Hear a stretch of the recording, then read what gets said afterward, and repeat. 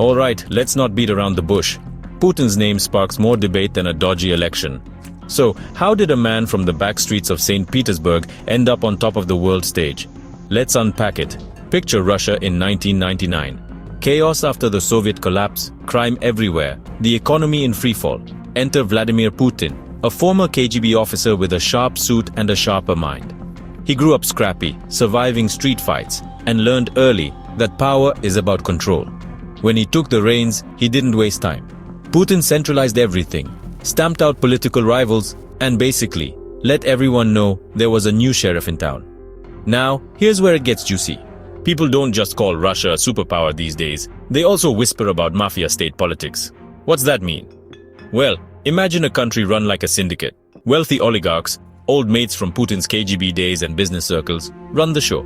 They get rich from government contracts and, in return, they keep loyalty tight. If you cross the boss, not smart. Critics, like the journalist Anna Politkovskaya or the activist Alexei Navalny, faced prison, or worse. Some say it's all rumor, but the poisonings and mysterious deaths, they keep the legend alive.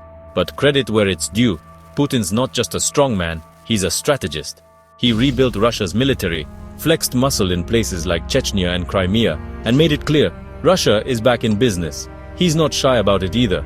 Remember those famous shirtless photos or martial arts stunts? It's all about image, showing Russians and the world that he's tough enough to steer the ship. On the economic front, Russia was in shambles when Putin showed up. Then oil prices soared, and he played his cards right. He introduced a flat tax, paid off Soviet debts, and Russia's economy boomed, at least for a while. Even after the 2022 Ukraine invasion and a mountain of Western sanctions, the Russian economy didn't collapse. Unemployment's low, and military spending keeps factories humming.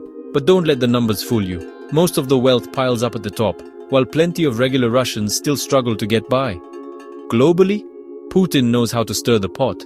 He challenges the US, backs allies like Syria, and uses Russia's oil and gas as leverage, especially over Europe. The world has to pay attention because Russia's got nukes and a seat at the UN Security Council. He's tight with China and even managed to cozy up to some European leaders.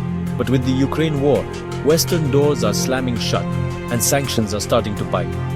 So what's the verdict? Is Putin a modern czar, a mafia don, or just a master tactician who played a weak hand incredibly well? He's rebuilt Russia's power, that's undeniable. But the price? Tight control, shady deals, and not much room for dissent. What's your take? Iconic leader or something darker? Hit the comments, let's debate. And don't forget to subscribe for more deep dives into the world's power players.